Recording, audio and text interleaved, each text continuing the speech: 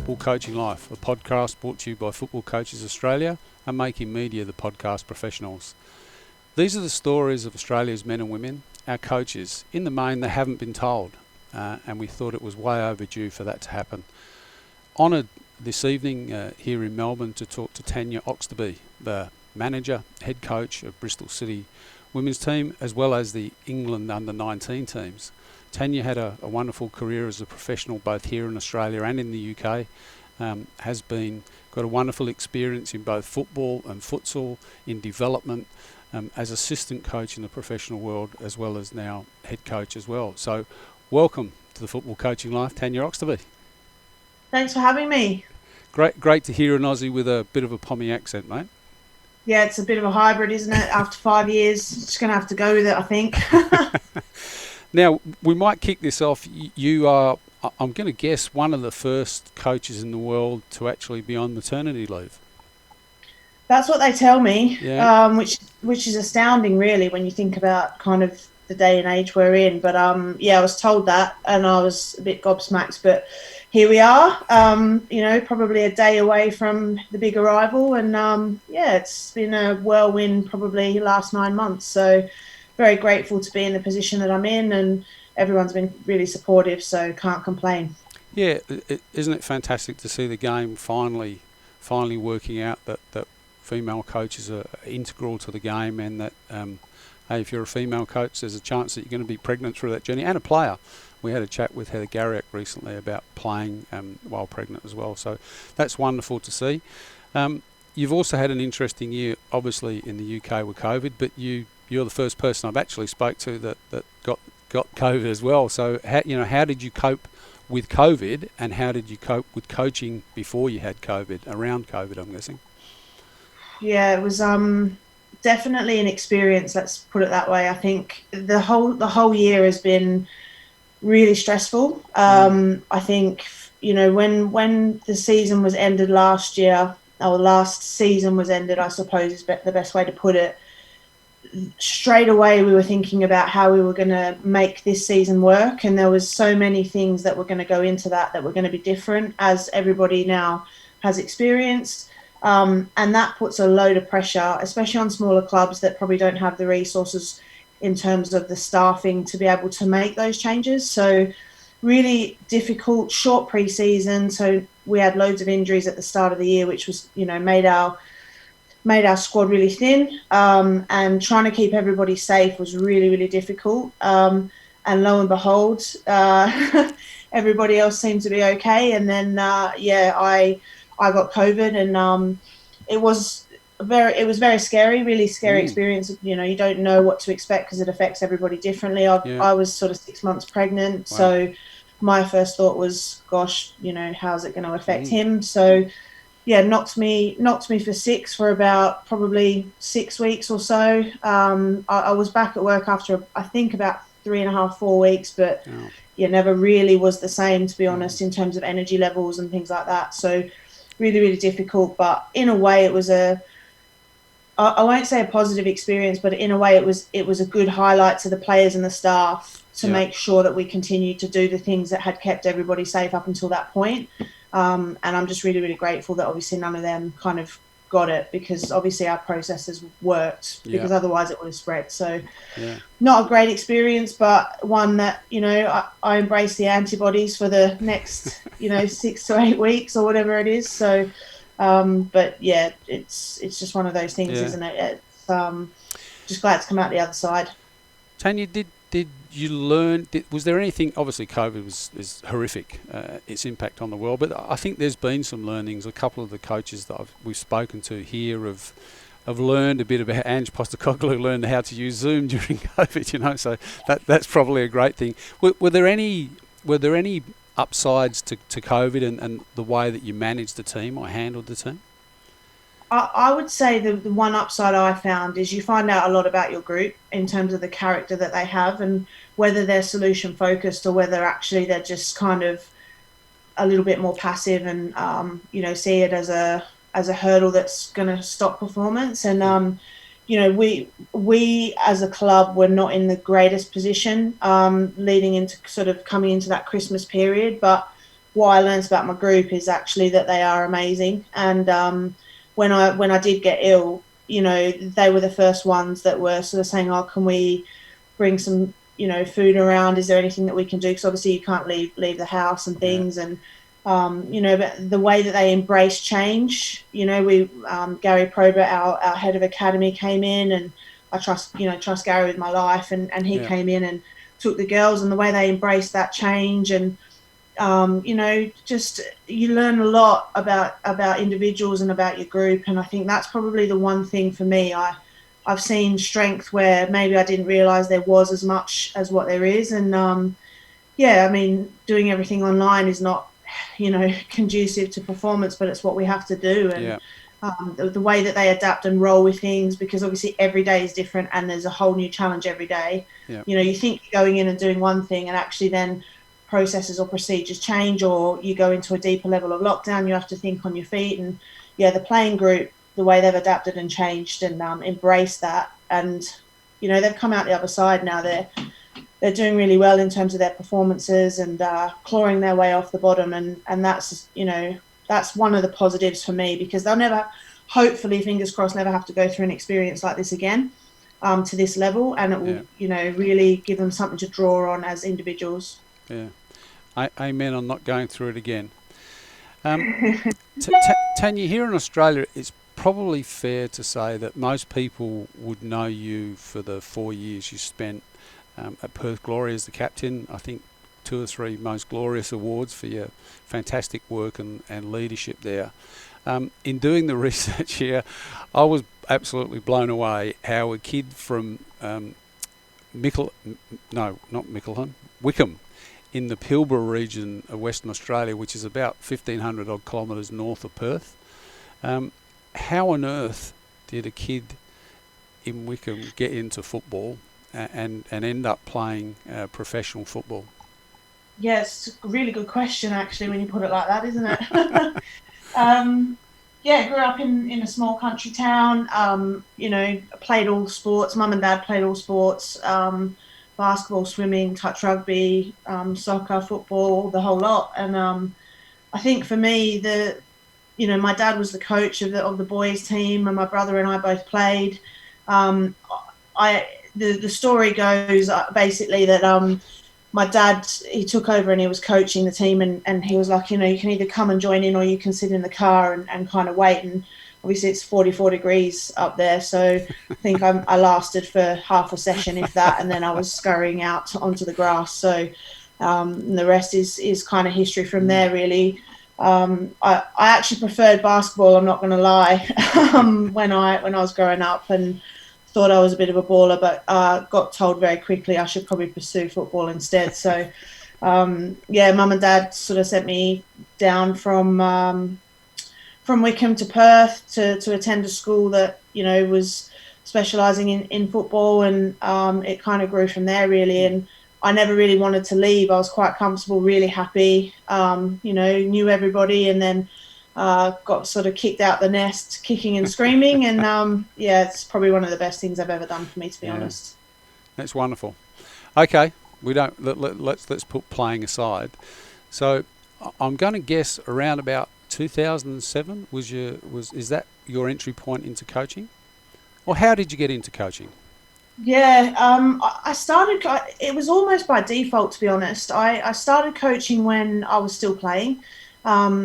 We had, you know, I think I was with maybe Western Waves or something like that at the time, and the state teams were around, and you know, they wanted female role models to sort of integrate into those state teams, and I just thought it was a great idea. You know, there was no real pressure. I think I went in as an assistant, and I loved it. You know, I loved working with the kids. It's that they want to learn. They're like sponges, and if you can help them in any way, you know, that was where I really got the bug for it. So, you know, that progressed obviously into sort of NTC teams and head coach roles with the state teams. And I look back now and think of some of the things that, you know, some of my coaching methods, and I don't know what I was thinking, but, you know, it's just so important that our female players have female role models as well. And I guess that's kind of how I fell into it, really. And I actually think it made me a much better player, because I wasn't a very good player,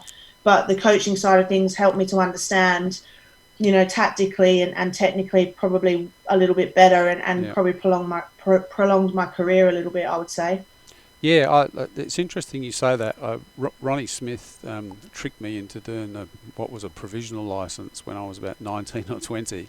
And at that point, I'd never really had a coach in terms of someone that coaches in terms of changing behaviours. I'd had the rough and ready, shout, scream, push-ups, laps, get in there and kick them hard, and all of that stuff. So it was really, really interesting, because it certainly opened my eyes, and really then made me appreciate the really good coaches that I had along the journey. Where was your first full-time opportunity in coaching? Did that come as the gig in it was amazing here, Doncaster Rovers Bells playing, and then coaching was Nottingham Forest Ladies as well? Yeah, you know what? The first full-time coaching opportunity would have been my Bristol gig. Yeah. Up until that point, I was still involved at quite, really high levels. I was working for myself, so I had a coaching business, and I was working within the pathways, at Birmingham City and Notts County. Obviously, I was, still playing at Donny, and coaching at Forest. So they were all sort of part-time bits and pieces. And then it was enough to be a full-time wage, but obviously you don't have that security. You don't have the added bonuses, I suppose, when you work for yourself. And, found that out quite, I guess, the hard way with Notts County folding, and being left without a job. But yeah, Bristol's my first full-time, I wouldn't say secure, but my first full-time gig in football. And it's definitely allows you the time and the space to really focus on what you're doing and how you're doing it. And I think that's really important. Yeah. I saw some vision, I think, from Optus in doing the research here, and it looked like the training facilities are absolutely first class, or certainly the facilities you were training on that day. And that's, I guess, where the FA Women's Super League is, the 12 teams in it at that level, and I'm assuming the big money clubs go up from there. Yeah, it's one of the things the FA have worked really hard on, is making sure that holistically the game is kind of where it needs to be. And we don't just want teams throwing money at their playing squads. We want to make sure that actually we're providing that performance environment. So there's quite strict criteria for clubs around what they provide for their players, whether that be sports science or the medical provision or the training facilities and what goes with that. And that was our men's training ground. So we're split across two sites, and really, really lucky and privileged to have that opportunity, because it just, as a coach, it just takes away another barrier. You don't have to think about anything. Everything's at your fingertips, and you can just go about doing what it is that you love doing without having to think, oh gosh, do I need to book that? Do I need to make sure, like, who else is going to be on at the same time, and what crossover are we going to have? That facility's it's actually just been upgraded as well, so should be fully opening sort of towards the end of this year, which will be great. Yeah, fantastic. And how is there a relationship between the women's team and the men's team as part of the clubs? You've been in a number of the clubs in and around the Midlands. Is there a symmetry, a unity to it, or are they separate entities? I would say there's a bit of both. I'd say depending on which club you go to, there's probably more symmetry than others. Some clubs have the women's team under their umbrella, and what that sort of means on an everyday level is obviously we get to wear the badge and use some of the facilities, and they might provide some funding, but it does sit a little bit separately. Whereas other clubs within the Super League are fully immersed. The women's program is part of what they do, and when you think about it, it's almost sort of three strands. So you've got your men's senior team, your women's sort of senior team, and then the academy structures. So it just depends on which club you go to and what their kind of ethos is, I suppose. But you don't really survive, unless you are attached to a men's club. I think there might be one in the championship that's not attached to a men's club. So yeah, everybody is generally under the men's umbrella, but the kind of symmetry that goes on within that is very varied. Yeah. And of course, we had a bit of a chat offline. I believe that you're probably working with one of, if not the lowest budget, in the FA Women's Super League. Coming in the car today, I was listening to a podcast, not this one, of course, with someone talking about aspiration versus capability, which I thought was a really intriguing conversation. I thought I'll have to chat to Tanya about that, because with I think coaching is one of those areas where we can get a bit snobby and say, I want to play a possession-based, high-intensity attacking brand of football. I've done that, go there, we want to do this. And the reality is the budget that we've got, the group of players that we've got to work for, is aspirational, but today that might not be how we can go about it. Do you think that's a fair statement?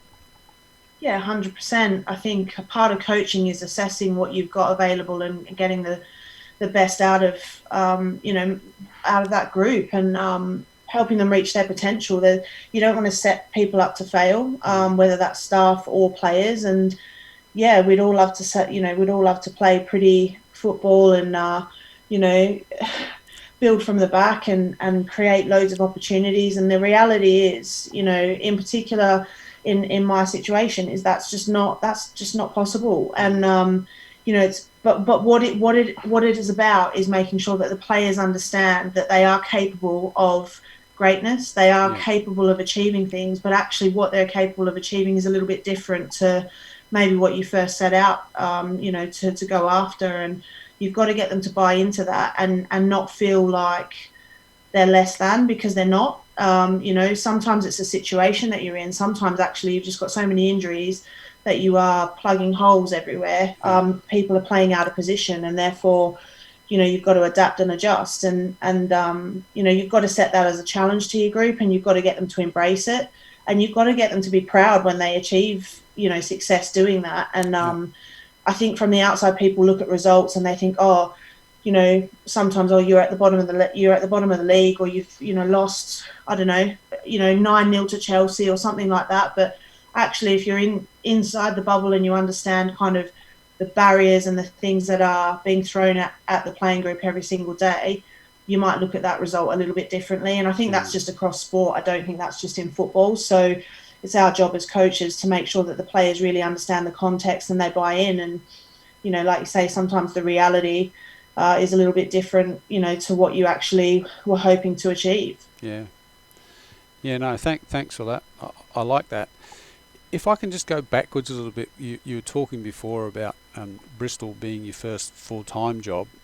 I've got a daughter that's a professional basketballer, and I look at her life as a professional basketballer and compared to the life of the players that I work with at Melbourne Victory, and it's just so different. A professional male footballer goes here in the morning, they prepare, they train, they have lunch, they see the doctor here, the physio here, they go to the strength and conditioning room here, they go down the hallway to the ice baths. For a female athlete, that's obviously very different, and for a coach, that's obviously very, very different again. How do you cope with that? Do you grow into that, or is there a process that you go through? How do you keep your sanity and to be able to keep all those balls in the air? Yeah, I think there's two things to that. One is trying to be as resourceful as you can with limited budget and availability. So there's always opportunity. Whenever a barrier comes up, there's an opportunity to overcome that, and you just got to think outside the box a little bit. So for me, it's about being resourceful and not accepting. I don't, for me, I don't accept that the girls get less than. So if I can go and source it somewhere else and be a little bit creative, then I will, because I think they deserve it. Yeah. And it's not ideal that you have to do that still. I want to make that really clear. I don't think that that's acceptable. But what I won't do is take it as the norm and be like, okay, well, it's just the way it is, because it shouldn't be. So yeah, I'll go out of my way to be really creative, if you like, and think about how we can provide certain things for the girls that maybe our budget doesn't allow. And the bigger clubs, they have all of that at their disposal, and therefore they have a performance advantage straight off the bat. So it's players have to feel valued. They have to feel like they're a part of something, and that you're asking them, like you say, to give up everything all day long. And some of them go and work afterwards because they have to top up their wage or whatever it is. But when they're with us, they have to feel special and they have to feel like a professional athlete. So yeah, for me, I'll go out of my way to really think about how I can make that happen, whether that's linking in with a university or something like that, to see if we can provide the best possible professional environment for them at the lowest possible cost. I sound like I'm a supermarket salesman. No, you sound like a coach trying to make it work. That's what I just love the fact that coaches are just, we should be leading the world in innovation, because coaches just have to be innovative to get the job done. Can I also, maybe the last question solely around Bristol City? You've had interestingly, you sort of got into coaching in a developmental role. That's been a part of many of the jobs you've had in the UK. Would I be right in saying that because of the budget, that's probably still a significant part of your role in working with Bristol City and bringing those talented youngsters through and helping them develop? Yeah, spot on. I think when I'll be really honest, I was quite happy at Birmingham. I was an assistant there to Mark Skinner, and I was really enjoying my time. And the Bristol job came up, and I actually didn't apply for it initially. I didn't really even look at it. There was stuff, my brother had just passed away, and I was dealing with that, so it wasn't really something that was on my radar. And they approached me and said, would you be interested in having a conversation? Which, a conversation never hurts. And that was part of the attraction, was actually the way that Bristol go about things in terms of developing their players and bringing them through. I think that was probably the hook that grabbed the corner of my mouth, if you like, and dragged me along for a deeper conversation. And I think the hardest part is, at the moment, with the league that we're in, we are in one of the best leagues in the world. There is no doubt about that. When you look at the investment that goes on, the new TV deals just come out, it's only going to get bigger and bigger. And when you're trying to find that balance between developing individual players and developing the group and winning games, that's so difficult. So people will look at Bristol and go, oh, they've been terrible for the last 18 months or whatever it might be, because our results haven't been what they were. I would say that that's partly a reflection of, obviously, the investment, but not from us, but from the league and from all the other clubs and how much money they're putting into it. And I think, that's FaceTime. Sorry about that. Technology is great when it works.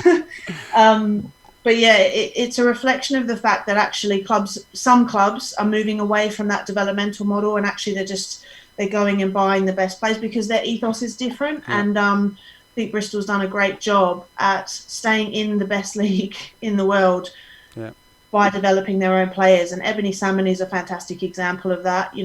She came to us on a trial. We've had her for 2 years now, and she's just made her senior international, debut, and so proud of her. And she's a great example. We've got loads of kids that have come through our academy that are now first team players as well. So yeah, it might be a little bit rough from the outside, but from the inside, we know what we're looking to do. And it's really difficult to do that and get the balance right and make sure you get enough points on the board as well. Yeah. Does that mean for you as a coach that you spend more time still working on technique, skills and behaviours as well as strategy and tactics? I would probably say more on behaviours. Behaviours and decision making they're probably the two key things. I think from a technical point of view, the girls that come through sort of the regional talent centres and things like that, they're probably there or thereabouts where they need to be, but their tactical understanding, their decision making, a lot of the girls that come to us have been the best in their group for a long time. So developing a little bit of that resilience and that understanding that they're no longer a, you know, big fish in a little pond is probably part of it as well. But yeah, just trying to get them to make good decisions within our framework. So we've obviously got our principles of play and we know how we want to play, but making the right decisions at the right times, that's tough, because in our league, if you make the wrong decision, generally you get punished for it. And we've seen that over the last probably 2 years, that, you know, and it's about making sure that they feel okay to do that, but they learn from it as well, and trying to get that balance right, and making sure that they also understand that, you know, not everything's going to be handed to them on a plate, but we will do our best to provide the best performance environment we can, and that they stay humble and that they keep working and use Bristol as a platform to, you know, bigger and better things. And I think you've seen that with the likes of, you know, you could list off probably 4 or 5 players. Lauren Hemp's a really good example. You know, she's gone to Man City and doing really well. So not through my time at Bristol, but she's a really good example of someone that's come through the system and then sort of moved on to a bigger and better club. So that's what we're all about. And I think it's just important that we set those players up, because when they move on from us, you know, they're probably not going to get that amount of nurture, if you like, in other environments. So they need to be robust and they need to be able to deal with that. Yeah, I like that a lot. Was there a coach or coaches that had the most significance on you as you were a player? And why?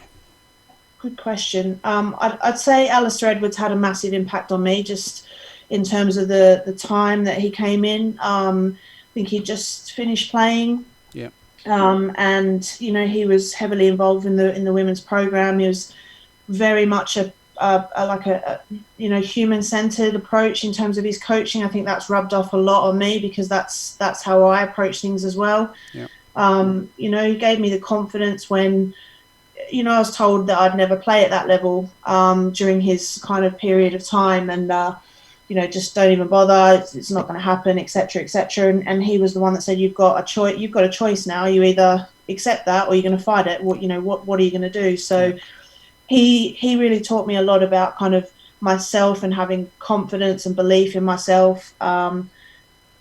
He's the one that gave me the captaincy. I was probably quite young when he gave it to me and inexperienced in that area. So he had a massive impact. I think Jamie Harnwell towards the end of my career as well, at Glory. You know, again, it was probably quite a tough time in terms of our results and things, but I learned a lot from him. You know, brought a lot across from the men's game in terms of processes and the way that he was methodical with opposition analysis and stuff like that. So those two probably had a good chunk of impact on me, I guess, in my earlier days. And at the moment, I've got a great mentor through the FA who's not actually football related. You know, she previously worked in the army and now she works for herself. And, you know, the likes of Audrey Cooper and my mentor now, you know, that I wouldn't have got through the last 12 months without them, to be honest, because they're the people you go to when you doubt yourself. They're the people you go to when you don't know who else to turn to. And,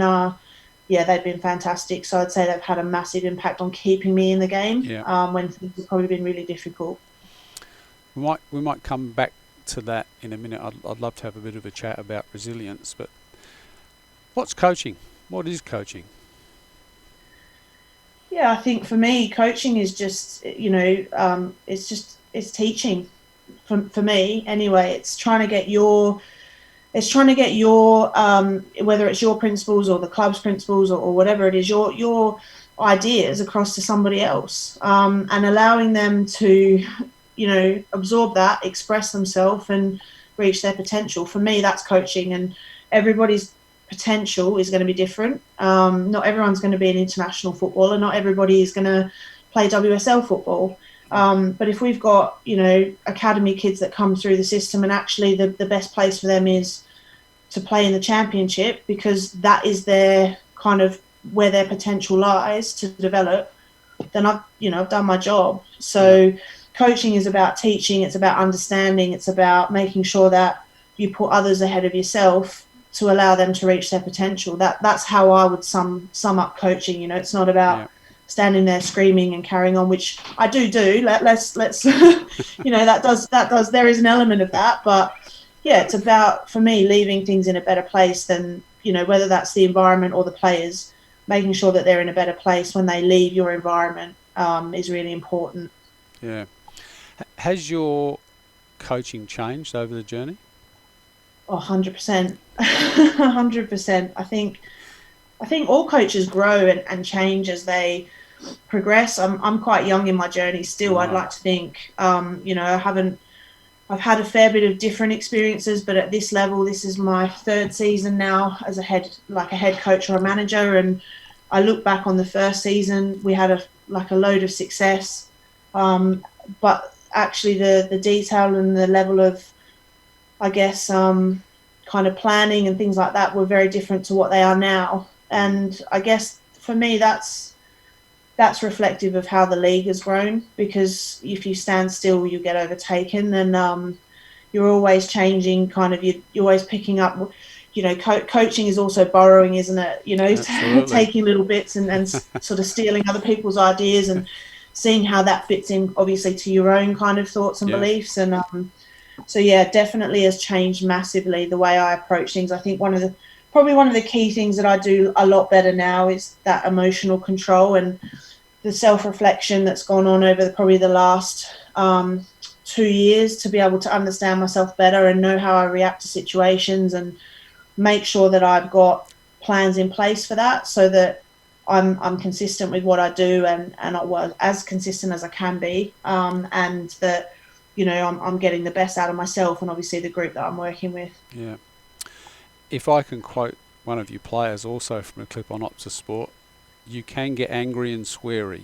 Is that when that emotional control? Yeah, that's actually Australian though, right? I think that's just a misinterpretation of where I've grown up from. That's look, I think the thing is, for me, I'm really clear on standards, and so if you make a mistake and it's a tactical decision making error, or I've got sort of three things that I talk about. It's either a technical error, a tactical error, or it's an attitude error. And for me, at our level, if you're making attitude errors, I will lose my rag, because that's the least that I expect from you as an individual and as a group. So that's when I can get a little bit sweary, if you like. Tactical errors, I'm happy with. That's my job as a coach, to educate and provide those scenarios and let players work through that. And technical errors, generally speaking, come from either tiredness or lack of concentration. So again, that might be where I kind of give a little bit of a rollicking, if you like. But I can certainly get sweary, but I think for me it's about standards and making sure that those two areas are spot on, because it's really important, because from my perspective, especially with a young group, that they know that that's the level they need to be at every single day. In the incredible array of things that you've done, you've also got a degree in sports psychology, and I think in the process of finishing your master's in sports psychology. Yep. That's a formal certificate that perhaps every coach in the world has probably got in some way, shape, or form. As the academic side of that helped significantly in your coaching, do you think? Yeah, massively. I think it's really shaped how I approach coaching. I think when you get to a certain level, most coaches would have a baseline of kind of tactical and technical information, and you'd like to think that at that level you could kind of step into a job and you'd have that baseline and you'd know exactly kind of what you're going after. I think the human side is the bit that makes coaches different. Your approach to management and leadership is very, I'd say in particular in female sport, that is something that is very, very key. And that's what sets coaches apart, is the way that they go about that leadership and management section. And I think my studies have really helped me in that, understanding and trying to read people's body language, making sure I've got good rapport with them. I don't always get it right, that's anyone that sits there and thinks, oh yeah, I'm great at that and I never get it wrong. That's probably half the problem. And it's about being able to set a good example for the players and the staff and be approachable and have clear boundaries, and all of that sort of stuff is sort of built into the degree side of things, really. So I'm really lucky that I've got that to fall back on, in particular when things get a little bit cloudy and you're a little bit lost, to be able to pull yourself back and have a bit of a self-reflect and think about the values that you've set for your group and, what we're working towards and what the goals are. For that clarity is really important. No, I love that. Thank you. Of coaches from other sports, have you looked to them for help or mentorship? Have you learned things from coaches from outside of football?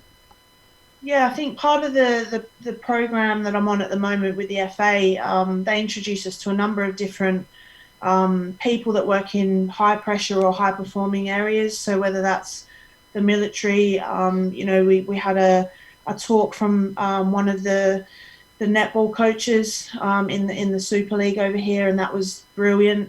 Some of the stuff that she was talking about was really, really resonated, I think, with the whole group, and building those links is really important. Cricket's another, great area to link into. So, and men's football as well. Like, it's a different beast, men's football. So to be able to have the opportunity to just kind of walk into a men's championship, coaching staff set up and ask questions and look at how they do things, and it's all part of the education process, and sport is sport and they face the same challenges, but the solutions are always probably a little bit different, and it's really, really nice to step outside of your football bubble and look at kind of what's going on and pinch stuff. I'm a massive stealer, so take anything I can. Yeah, no, I love that. I've made a lifetime journey out of pinching other people's information. That's good. The trick is being able to use it as well and wisely as they do. Yeah, exactly. Yeah, exactly. Why do you do it? Why do you coach? I think it comes back to that, if you were to ask me what my why is, it's to leave things in a better place than when I found them. And I want, in 10 years' time, I want players to feel like I was part of their journey, and, they think, gosh, that was a positive part of their journey, generally speaking, hopefully. But yeah, I want them to feel like I'm a positive part of their journey and that I had some impact on them sort of being the person that they are. And I think that's why I coach. And that's not just players, that's staff as well. I think it's really, really important that, if you're the leader of your club or or you're the manager of your club, that you provide opportunities for others to progress in whatever area that they want, and you support that, and you have some positive impact on them as well. That's really important. And as a female in a head coach role, we've got a massive responsibility to help other females come through in their given field as well. So it's not just players, but it's staff, and my why is I want to be able to leave things in a better place than when I found them. And if I've done that, I've done my job. Amen. I love that. I love that too. You're listening to The Football Coaching Life, a podcast brought to you by Football Coaches Australia and Making Media, the podcast professionals. Today's guest is manager of Bristol City Women's in the FA Women's Super League. We're honoured to have Tanya with us today. Pushing ahead, Tanya, we had a bit of a chat last night about some of this stuff, but how important have you found resilience to be as something that, or for coaches in general, how important is resilience to develop? Yeah, I think the key word you said there is to develop. I think people just assume that you have it, and that's not the case. I think it's such a difficult thing. And professional sport is obviously high pressured. It's why we love it, because of that aspect. It's win at all costs. It's you're really accountable for what you say and what you do, which is fantastic. But when things are not going well, everyone's got an opinion, both internally and externally. that's difficult. And I think when you're young on your journey and you're still trying to find your own feet, and you've got, you know, in my situation, obviously we've got 30 players and staff that are all quite young on their journey as well, and they're all looking to you for, I guess, leadership and guidance. And in particular with COVID, it was, everyone was scared. Like, I don't think people really understand how scary a situation it is in terms of having to, when the entire country is in lockdown, but you're being asked to go into work. That's difficult because you're trying to rationalize that. You want to do what you love, and you're really privileged to do what you love when everybody else can't. And that's certainly don't take that for granted, but it's difficult because people are scared and they don't have their support system around them, whether that's their family or their friends, because they're in a bubble and they're isolated. And when things aren't going well and everyone's looking at you and you're thinking, I don't have the answers, you either have to sort of own that, or you have to some degree fake it till you make it a little bit, and be transparent and honest, but also reassure. And who then reassures the person that is giving all the reassurance? It's it's a difficult one. And I think in particular, and I don't say this lightly, but being a female head coach, I think there's a lot of other things that go along with that. Being a female in a male orientated, I don't like to use the word dominated, but male orientated industry. If you don't have allies around you, then it's a very lonely place, and you can really doubt yourself very, very quickly. And I think for me, it's been a really tough 2 years, but I've really learned who I can trust and who I can lean on for support.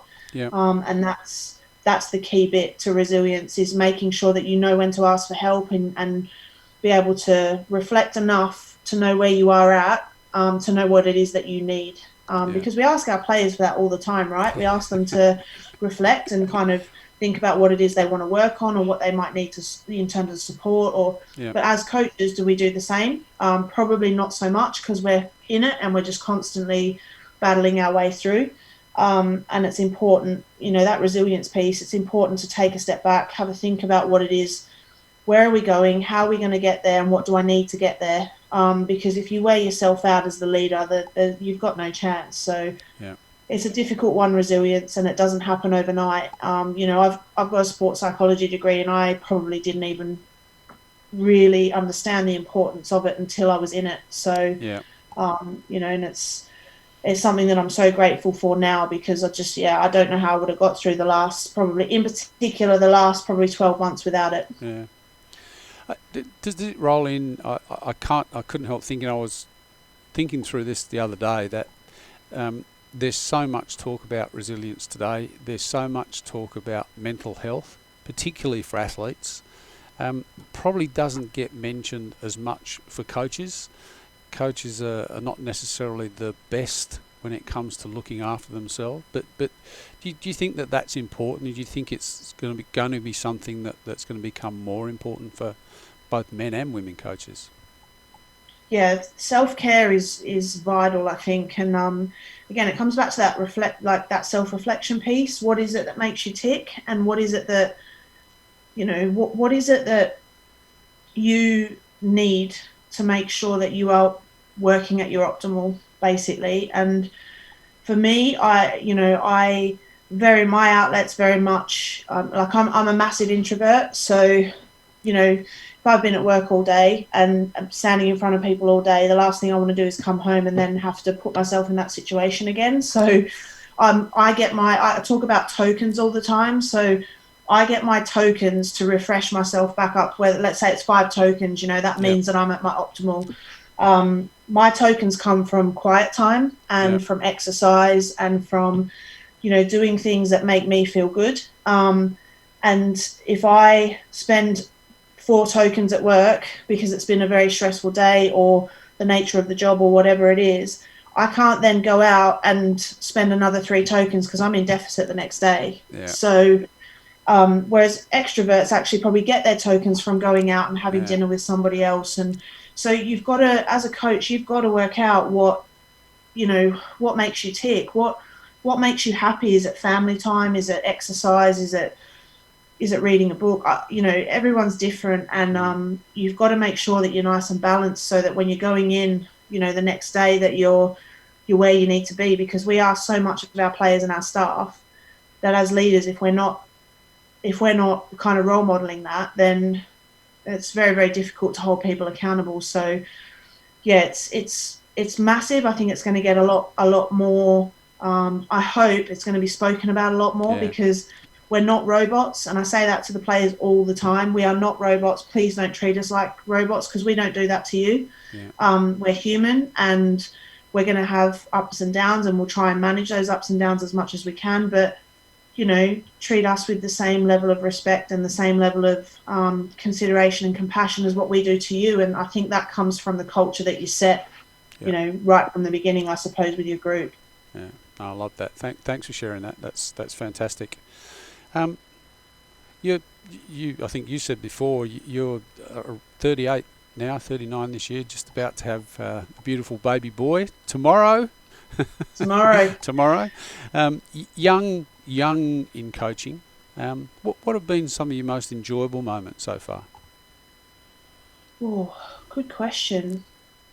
I think I think the first season at Bristol was amazing for me. I look back now, and I just think I probably didn't appreciate the success that we had as much as I should have, because again, you're just thinking about the next game and what are we going to do next season. And so yeah, I think for me that first season, for a number of reasons, not just the success that we had. I think we finished 6th, and again, we had the second lowest budget in the league that year, so it's crazy to think where we finished. But to go in to an environment like that and have a group of players like we did, and staff, and just really enjoy the ride at the top level, I think that was something pretty special. I look back on now and I just think, gosh, that was amazing. To sit there at Christmas and have to reevaluate all of your goals because you smashed them all, and you have to reset them for the group. That just does not happen. It just doesn't happen, very often. So that's probably one of my most enjoyable and proudest moments. And I think because I doubted myself so much before I went into that job, I really didn't think I was ready for it. I probably made every excuse in the book to not go for it, if I'm really honest. And I'm just really lucky that I had really good support from my family and friends pushing me to take that job. And that first 12 months was amazing. And it's a time that sort of shaped me and gave me the foundation and the platform, I suppose, to push on. Yeah. I think fairly early on in your coaching career, you had a stint as assistant young Matildas coach. And I'm guessing in many of the Aussies that are currently playing in that Women's Super League in England right now may have been in that group. And now last year you were appointed as the assistant manager for the England under-19 young Lionesses, I think that's what we call them. Firstly, congratulations. That's a wonderful gig for an Aussie to get all that secret inside information you can make Australian football. Yeah. I mean, they're a fair few years apart, but were there similarities in what was going on, and how much you obviously enjoy that development work as well, and probably in COVID, I'm not quite sure how much interaction you had with the English stuff. Yeah, it was tough. There was 2 camps that I was due to go on. I got to go on one, and then the second one was when I had COVID, so I couldn't attend that one, and then it's been kind of shut down obviously since that point. So it's a part of the job that I love, working with that age group, that 19-20 age group. They're cheeky, they're respectful, but they're cheeky. They're still learning who they are, so that that piece around self-reflection and getting them to really understand what it takes to be a professional footballer.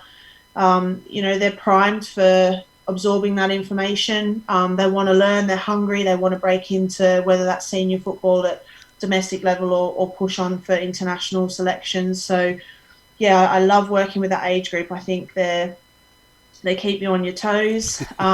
They teach me new words as well, so at least then I can, be down with the kids and know exactly what's going on, because at 38 now, I'm out of the loop. So yeah, it's a great thing, and I think one of the things that I've really kind of appreciated, I guess, is the working with that 19s England group, is understanding what the gap is between sort of the domestic league and the international, senior international section in terms of some of the performance stuff. I think that's really important, and how the clubs can work, together with the national team for the players to really achieve their potential. I think that's probably been one of the key learnings for me, and one of the reasons I really enjoy that role is because it constantly keeps me on my toes. I think, oh gosh, I didn't realise that, or I didn't realise that, and how can we replicate some of that sort of stuff? And yeah, it's a great learning opportunity. That's how I see it. I don't, a lot of people think it's about sort of going to St George's Park and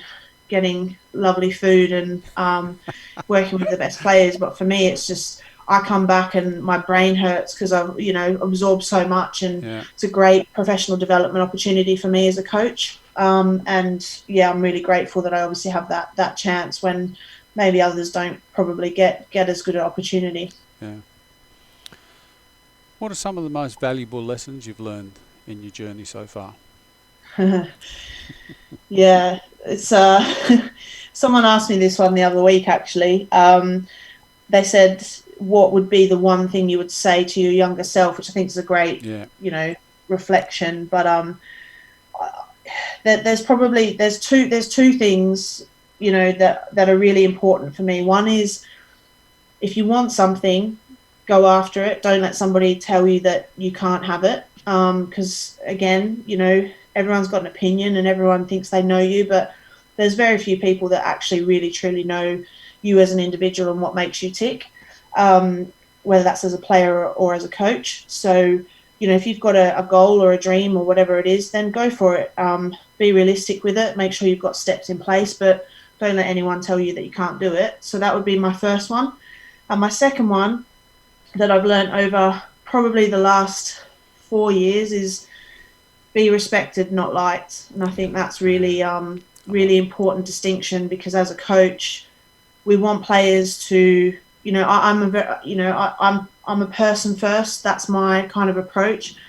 But that also there needs to be clear boundaries in place and clear goals for the players. So I'd rather them respect me than like me, because, once you sort of taper off into that liking section, it's very difficult to bring it back then. If you want to have a robust conversation with a player, or you need to sort of push them and take them outside their comfort zone, there needs to be that level of respect there. So whether that's a player or a staff, respect's really important, and it goes both ways. So they're my two probably key learnings, I think, over the course of, my coaching career so far, is, try and get that respect rather than the likingness. Love that too. We're on the downhill run here. Which you're probably pleased about. So what does success look like right now for you, apart from having a beautiful baby boy? Yeah, let's get through tomorrow. That's a massive tick. Look, success for me is I am living the dream. Like, I've spoken a lot about the difficulties of the last 12 or 18 months, but I wouldn't change any of it. I have the best job in the world. I get to go to work, well, not at the moment, but I get to go to work every single day, work with some of the best players who are amazing. They're amazing people. They're amazing individuals. Some of the best, football brains and experts in their field, whether that's, sports science or medical, physiotherapy, whatever it is. I get to do that every day as a job, and I don't think there is much more success than that. I don't feel like I go to work every day, and that's a dream, I think. So that's success for me, because I look at some people and their job that they're in, and they're going through the motions, or they, are always looking on to the next thing or the next thing. And I just think I'm so lucky, in particular in COVID and the way that things have gone and everything that people have had to sacrifice, the fact that I still get to do my job that I love every single day with the people that, you know, mean the world to me, that's success. I guess the one thing that's missing is family, but there's loads of people that are, you know, separated from their loved ones at the moment, and that's probably the one difficult piece. But you know, for me, success is being able to do this every single day, and it's something I probably never thought would happen for a kid from the bush. Yeah, from the Pilbara region. Long may that continue. I've got a question about wisdom to finish up with, but I think you answered it before. So let me change this last question just a little bit. I know that you've got an Indigenous heritage.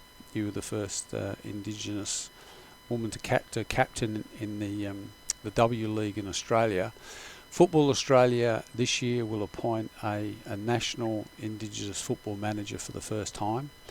I wonder if you've had any thoughts about how we attract more women and more coaches, women and girls, into the game, and more players as well. Is there anything there where you think that the game needs to grow and learn, and maybe some wisdom you could share in that space? I think that's $1 million question, if I'm honest.